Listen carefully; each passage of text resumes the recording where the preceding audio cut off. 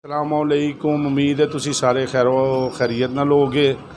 सब तो पहले मैं उन्होंने दोस्तों का शुक्रिया अदा करना जिहड़े मेरी वीडियो बकायदगी दे नाल वेख रहे हैं। गाइज अज की वीडियो मैं पंजाबी ज़बान ही बना रहा क्योंकि चंद दोस्तों ने पर्सनल दे भी और कमेंट्स भी आए सी कि तुसी वीडियो जिहड़ी है ना पंजाबी ज़बान ही बनाया करो। लिहाजा तुसी ये ज़रूर दसना है कि कमेंट्स ज़रूर दसना है कि वीडियो पंजाबी च होनी चाहिए कि उर्दू च होनी चाहिए।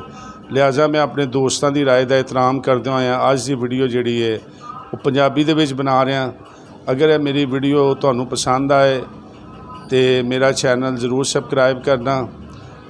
गाइज अज जिहड़ी वीडियो तुहाडे लई बना रहे हैं 100% अजमूदा नुस्खा है, मेरा ज़ाती इस्तेमाल किया होया नुस्खा है और 100% इहदा जिहड़ा रिजल्ट है वो तुहानू मिलेगा जी। गाइज जिस तरह कि पता है कि साडा पाकिस्तान जिहड़ा एक गरीब मुल्क है और शुगर की शरह जिहड़ी है वो बहुत ज़्यादा तादाद मरीज़ इहदे मौजूद ने और कुछ लोग जिहड़े ने वो डॉक्टरां तक पहुँचते हैं तो कुछ मरीज़ जिहड़े ने वो सिर्फ और सिर्फ आम मैडिकल स्टोर तो या किसी जगह तो दवाइयां लैके इस्तेमाल करते रहते हैं और उन्होंने शुगर के मुतल्लिक कोई आगाही नहीं होंदी। तो लिहाजा अज मैं एक ऐसी चीज़ लैके आया जिहड़ी मेरी खुद ज़ाती तौर पर अजमूदा और वो है बूटी जिहड़ी थंबनेल ते लगी है। इहदा नाम है पनीर डोडा। पनीर डोडा इहदा नाम जे।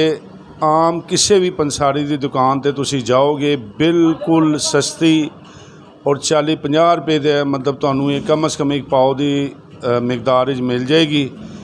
ये छोटे छोटे डोडे ने और जिहड़े कि तुहानू तस्वीर दे विच नज़र भी आ रहे हैं।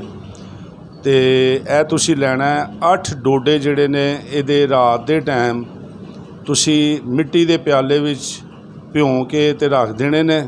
सुबह उस पानी नू पुन लेना है और पुन के खाली पेट वो पानी तुसी इस्तेमाल करना है। जायका इहदा इंतहाई कड़वा है लेकिन जदों 1 दिन 2 दिन 3 दिन तुसी इस्तेमाल करोगे तो रूटीन वाइज मतलब जो है ना तुहानू इहदा कोई महसूस नहीं होएगा।